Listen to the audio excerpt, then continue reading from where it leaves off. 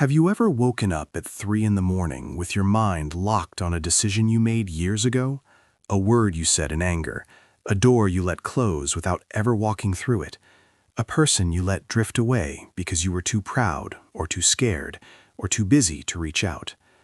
That feeling, that quiet, persistent ache, has a name. It's regret. And most of us have been taught in 100 different ways that regret is something to be conquered, to be silenced, to be left behind as quickly as possible. Live with no regrets. The past is past. Everything happens for a reason. We pass these phrases around like medicine, hoping they'll soothe the ache. But what if we've been treating the wrong disease? What if regret isn't the wound at all, but the doctor? That is the radical, research-backed, deeply human argument at the heart of Daniel Pink's book, The Power of Regret. Pink is the author of a string of books that have genuinely changed how millions of people think about motivation, timing, and decision-making. Books like Drive and When. And in this one, he turns his attention to one of the most universal human experiences imaginable, an experience that spans every culture, every age group, every walk of life, and asks a deceptively simple question. What if we've been handling regret all wrong? What if regret, used wisely, doesn't hold us back, but launches us forward? Today, we're going to go deep into this book together. We're going to pull apart its research, sit with its stories, and come out the other side with a genuinely new way of thinking about the regrets that live inside us. Get comfortable. This one's worth the time. Let's start with the cultural backdrop, because Pink doesn't just present a new idea about regret. He's arguing against a deeply embedded cultural assumption. Look around at the messages we receive about regret, and you'll find the same instruction everywhere. Get rid of it. Pop songs tell you to live without looking back. Self-help books promise freedom from past mistakes. Motivational speakers tell you that regret is a waste of energy. Even well-meaning friends, when you voice regret, will often rush in to reassure you. You made the best decision you could at the time. Don't torture yourself. And on one level, that's compassionate advice.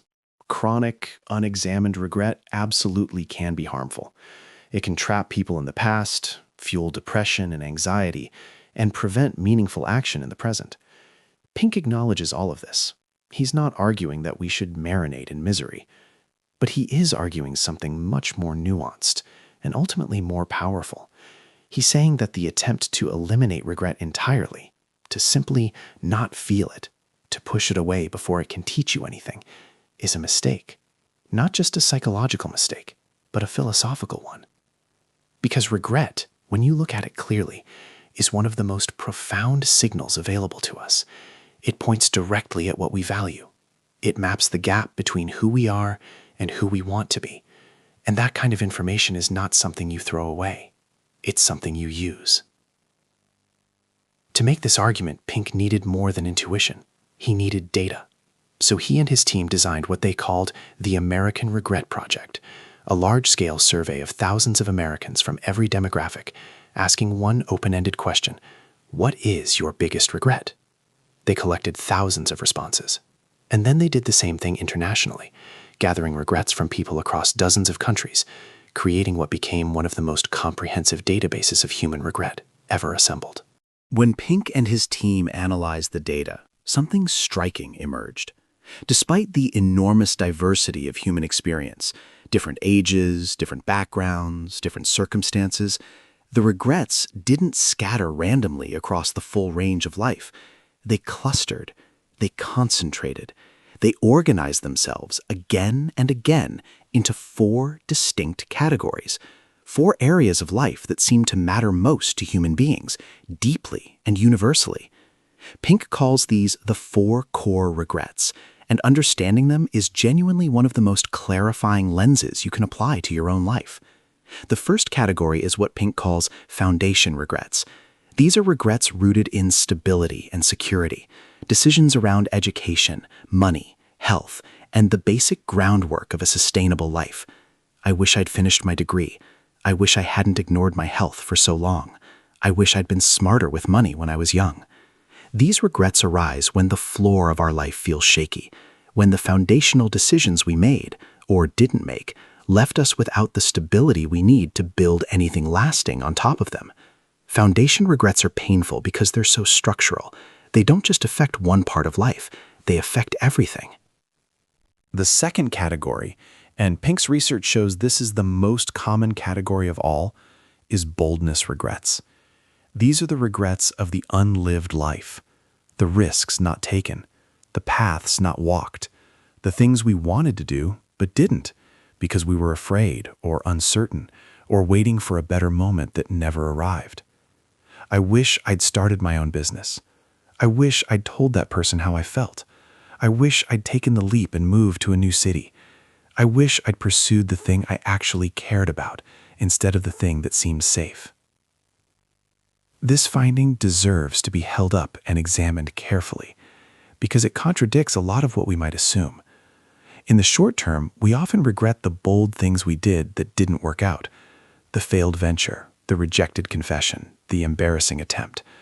The pain of those failures is immediate and sharp, but over time, and this is one of the most consistent findings across all the research on regret, the balance shifts dramatically. In the long run, people regret far more what they didn't do than what they did. The inactions haunt more than the actions. Pink draws on a concept called the Zeigarnik effect to help explain this. Our minds are built to keep unfinished business open. An attempt that failed can be processed, rationalized, grieved, and eventually closed.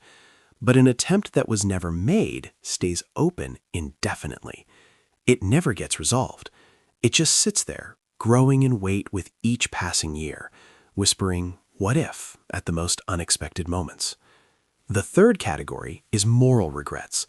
These arise when we act in ways that conflict with our own values, when we're dishonest, when we're disloyal, when we hurt people we care about, when we stand by while something wrong is happening that we could have stopped. I wish I hadn't cheated. I wish I'd stood up for that person. I wish I hadn't treated them that way. Moral regrets are uniquely painful because they don't just make us wish the situation had gone differently. They make us question who we are. They strike at identity, not just circumstance.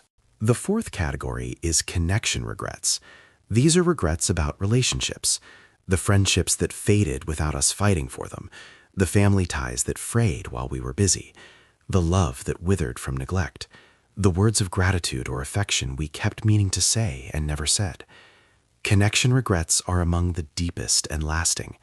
Study after study on what makes people feel their lives were meaningful finds the same answer: relationships, the people we loved and it loved us back. When those connections break or go unexpressed, the loss echoes for a long time. Now, here's what makes these four categories more than just a taxonomy of sadness. Together, they are a blueprint. They reveal with remarkable clarity what human beings actually need to live a life that feels full and meaningful. We need a solid foundation to stand on. We need the courage to pursue what matters to us. We need to act with integrity. And we need deep, genuine connections with other people. These aren't abstract philosophical ideals. They're the direct conclusions of a massive empirical study of what people, at the end of the day, most wish they'd done differently. This means your regrets, however painful they feel, are not random noise. They are signal. They are telling you something specific and important about the life you want to live. And when you start listening to them that way, as information rather than just anguish, everything changes. But knowing what our regrets are telling us is only half the work. The other half is knowing how to respond. And this is where Pink offers what may be the most practically useful framework in the entire book: a 3-step process for transforming regret from a burden into a resource. The first step is self-disclosure. Before you can do anything useful with a regret, you have to actually look at it. This sounds obvious, but most of us don't do it. Instead, we do one of two things. We suppress the regret entirely, telling ourselves it doesn't matter or there's nothing to be done about it, or we ruminate. We replay it obsessively, going over the same ground again and again without extracting any understanding from it. Neither of these is self-disclosure. Self-disclosure means actually naming the regret, articulating it clearly, letting yourself feel the weight of it, and being honest about what it involves. Pink recommends two concrete practices for this. The first is expressive writing. Set a timer for 15 minutes. Open a notebook or a blank document and write, without editing or filtering, about the regret you're carrying. What happened? What did you do or not do? What would you have done differently? What does it cost you to sit with this? Don't write for an audience. Write for yourself. The research behind this practice, pioneered by psychologist James Pennebaker, consistently shows that translating emotional experience into language helps the brain organize and process it. It takes something diffuse and overwhelming and makes it concrete and workable. The second practice is talking about it with someone you trust, someone who can offer genuine perspective without rushing you toward false resolution. There's something important about speaking a regret out loud to another person. It breaks the isolation that regret creates. It reminds you that you're not uniquely defective for having made a mistake, and often a trusted listener will reflect something back to you that you couldn't see on your own. The second step in Pink's framework is self-compassion. And I want to dwell here, because this is where a lot of people stumble. Not because they're weak or undisciplined, but because our culture has done a poor job of distinguishing between self-compassion and self-indulgence. We often think that being hard on ourselves is what drives improvement, that the inner critic is the engine of growth.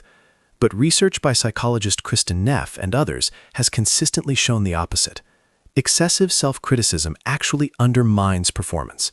It generates shame, and shame, unlike guilt, tends to make people want to hide and withdraw rather than engage and improve. Self-compassion means treating yourself the way you would treat a good friend who came to you in distress. If a close friend told you they'd made a serious mistake, they'd let an important relationship slip away, or they'd passed up a significant opportunity out of fear, would you tell them they were a failure? Would you catalog all their other mistakes for context? Of course not. You'd acknowledge the pain of the situation. You'd remind them that making mistakes is part of being human. You'd help them see what they might learn from it, and what, if anything, could still be done. Give yourself the same quality of response. This isn't about excusing yourself or pretending the regret doesn't matter. It's about creating the psychological safety you need to actually look at it clearly and learn from it, rather than flinching away or attacking yourself into paralysis. The third step is self-distancing. This is a cognitive technique with a growing body of research behind it, and it's one of the most reliably effective tools for gaining perspective on difficult experiences. The idea is to mentally step outside yourself and observe your situation as if from a distance, as if you were a thoughtful friend looking at your life rather than the person living it. One version of this is what researchers call temporal self-distancing. Instead of asking, "How do I feel about this regret right now?" you ask, "How will I feel about this 10 years from now? What will my future self think of this?" Stepping forward in time has a way of revealing what genuinely matters and what is just temporary noise. Many regrets that feel enormous in the present shrink to a manageable size when viewed from a distance of years. Another version is narrative self-distancing. You take the story of your regret and write about it in the third person, as if it were happening to someone else. Research by psychologist Ethan Kross shows this simple shift can significantly reduce the emotional intensity of negative experiences, making it easier to think clearly about them. Together, these three steps, self-disclosure, self-compassion, and self-distancing, create a pathway through regret. Not around it, not away from it, but through it. You face the regret honestly. You treat yourself with the gentleness necessary to actually engage with it, and you gain enough perspective to learn from it and act on what you've learned. Now, there's an important distinction Pink draws that I want to highlight because it changes how you apply this framework. He distinguishes between what he calls open regrets and closed regrets. Open regrets are regrets about things that still have the possibility of change or repair. Closed regrets are regrets about things that are finished, irreversible, done. And the right response to each is fundamentally different. With an open regret, the task is action. If you're carrying a regret about a friendship you let go of and that person is still alive and reachable, your regret is telling you something specific. Reach out. Today. Write the message. Make the call. The boldness regret you're carrying about a business you never started, or a creative project you never launched, or a skill you never developed, if any of those are still possible, that regret is a compass pointing at something you need to do. Don't just feel the regret. Let it move you. With a closed regret, something that is truly over and cannot be changed, the approach is different. Pink is clear that the goal is not to pretend the regret doesn't exist, and it's not to wallow in it forever. It's to extract what meaning and learning you can from it, and then, as best you can, to find a way to accept it. He talks about a process of benefit finding, not toxic positivity, not forcing yourself to be glad things happened the way they did, but genuinely asking, what, if anything, did I learn from this? How did this change me in ways that might ultimately serve me? What do I know now that I wouldn't have known otherwise? For deeply painful closed regrets, this process can take time, years sometimes, but the research suggests it's worth pursuing.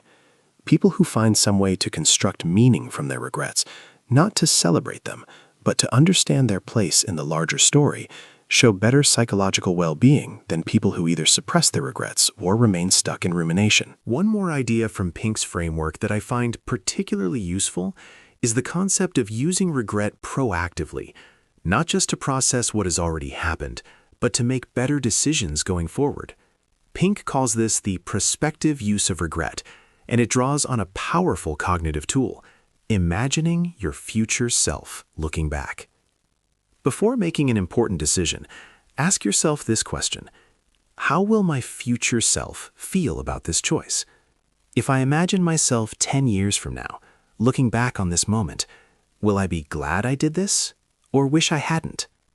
And equally important, if I don't do this, will I regret the inaction? This simple mental time travel has a remarkable clarifying effect. It pulls you out of the short-term pressures and considerations that dominate most decision-making and asks you to consult a version of yourself with more wisdom, more perspective, and a clearer sense of what really matters.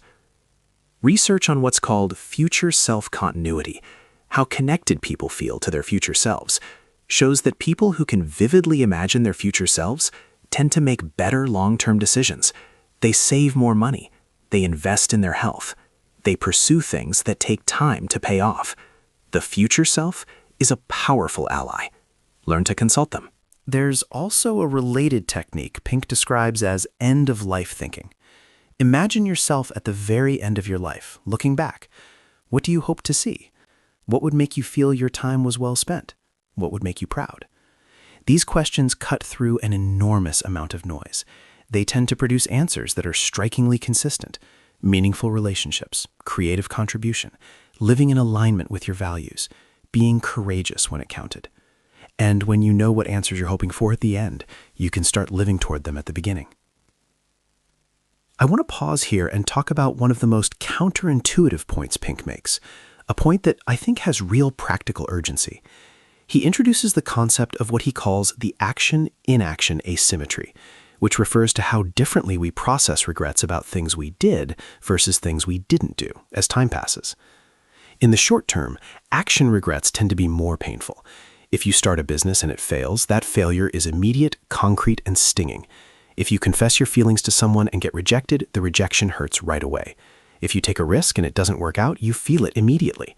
By contrast, in the short term, inaction regrets can feel more manageable. The business you didn't start isn't a visible wound. The conversation you didn't have doesn't leave an obvious scar. But here's what happens over time. We are remarkably good at rationalizing and processing the things we did. We're meaning-making creatures, and we're generally able to construct a story around our failures that integrates them into our self-narrative. I tried, it didn't work, I learned something, I moved on. But inactions are much harder to process because there's no story to work with. There's just absence, a blank space where something might have been. And blank spaces tend to fill up over the years with what if. They don't close, they grow. This is why when researchers study the regrets of older people looking back on decades of lived experience, the regrets that dominate are almost always inaction regrets. The things not tried, the words not spoken, the paths not taken, by a wide margin. And this finding should be informative for all of us living in the earlier chapters of our lives. The risk you're afraid to take right now, the boldness you're holding back, the research suggests that if you don't act on them, they will very likely become the regrets you carry deepest. The pain of trying and failing is real, but it is usually temporary and processable. The pain of never trying can last a lifetime. Let's talk now about the cultural dimension of Pink's research, because he didn't just study Americans. He gathered regret data from dozens of countries, and the cross-cultural findings are genuinely striking. Here's what he found. Despite enormous cultural variation in what success looks like, how families are structured, how much emphasis is placed on individual versus collective identity, the 4 core categories of regret appeared consistently across cultures. The Japanese respondents and the Brazilian respondents and the Nigerian respondents and the German respondents all showed the same basic structure. Foundation, boldness, moral, and connection regrets appeared in every culture studied, though their specific content varied. What people regretted in specific terms differed based on cultural context, but the underlying architecture of what matters to human beings was remarkably stable. Pink interprets this as evidence that these 4 areas point to something deep and universal about human psychology. We all need stability. We all need courage. We all need integrity. We all need love.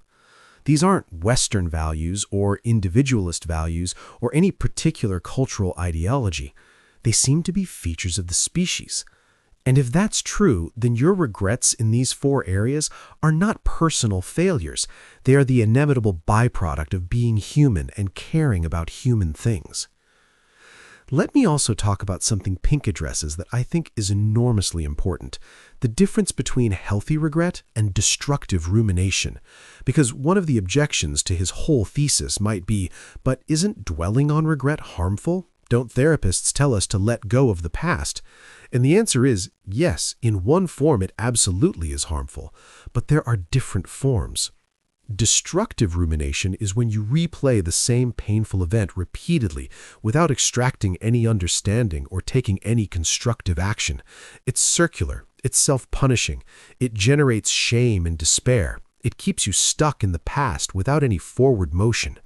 This is the kind of regret that is genuinely bad for you, and the research on chronic rumination links it to depression, anxiety, and impaired decision-making. Healthy regret, as Pink describes it, is a different quality entirely. It's more like diagnosis than punishment. You're examining what happened, understanding why, extracting the lesson, and then using that information. It has direction. It moves towards something. Either action, if the situation can still be changed, or acceptance and meaning-making if it can't. The difference isn't in whether you feel the regret, it's in what you do with it. Pink uses the metaphor of physical pain here, and it's a good one. Physical pain is your nervous system signaling that something is wrong and needs attention. If you never felt physical pain, you'd be in constant danger from injuries you couldn't detect. Pain is information. The goal isn't to eliminate pain, it's to respond to it appropriately, address what's causing it, and not let it consume you unnecessarily. Regret works the same way. It's emotional signal. The goal is not to silence it, but to read it correctly. There's also a concept Pink explores around what he calls identity-level regret, which I find one of the most useful frames in the book. This isn't regret about a specific decision or event, but about a pattern, a consistent way of being that you've repeatedly chosen that has led you away from the person you want to be. The person who keeps putting off important things, the person who consistently avoids necessary confrontation, the person who keeps choosing safety over meaning. Regret at this level is particularly valuable because it's pointing not at a single decision to revise, but at a whole orientation to life to reconsider. It's the deepest kind of course correction signal. And course correction is ultimately what regret is for. When you feel regret, something in you is saying, this matters, and it didn't go the way it should have. That signal, painful as it is also an act of self-knowledge. It reveals what you care about with a clarity that no amount of calm, untroubled contentment could provide. A life with no regrets is not a life without caring. It might be a life without depth. Pink ends his book not with a call to live without regret, but something more ambitious, an invitation to regret well, to approach our regrets with the curiosity of a scientist and the kindness of a good friend, to use them as maps, to let them reveal what we value, where we've fallen short of our own standards, and where there may still be time to act. The goal isn't a past you can't be hurt by. The goal is a future you can be proud of. And the bridge between those two things? The regrets you're carrying right now, if you're willing to listen to what they're actually saying. Think about the regrets you carry. Which of the 4 categories do they fall into? Is there an open regret, something you can still do something about that you've been avoiding? Is there a boldness regret that's pointing towards something you've been afraid to try? Is there a connection regret that's calling you to reach out to someone before more time passes? Is there a moral regret that's asking you to be more honest, more courageous, more aligned with your values going forward? You don't have to have everything figured out. You don't need a grand plan. You just need to start listening. Regret, when you stop running from it and start reading it, turns out to have been on your side all along. If this conversation has stirred something in you, if there's a regret that surfaced while you were listening, that's worth paying attention to. That signal is real, and it's worth something. Don't rush to silence it. Sit with it. Write about it. Talk to someone about it. Ask what it's trying to tell you. And if it's pointing toward an action you can still take, take it. That's the power of regret. Not the pain, but what the pain is pointing at. Thank you for spending this time with these ideas. If this resonated with you, leave a comment below. Share a regret you found instructive or a moment when a regret actually changed your direction for the better. I'd love to hear how these ideas land in your own experience. And if you found value here, subscribe so you don't miss the next one.